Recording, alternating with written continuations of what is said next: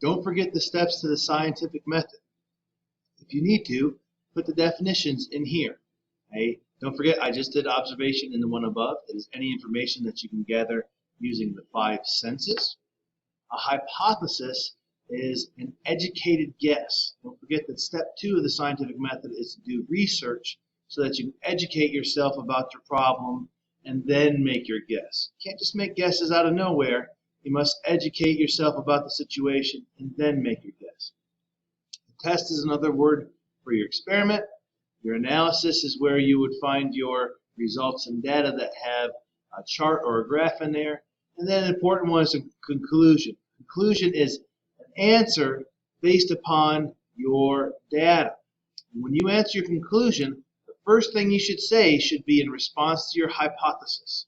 For example, in the pig story, my hypothesis was that 20 cc's was right. First thing I said was 20 cc's was not correct, but 3 cc's was. So make sure you always answer in terms of your hypothesis.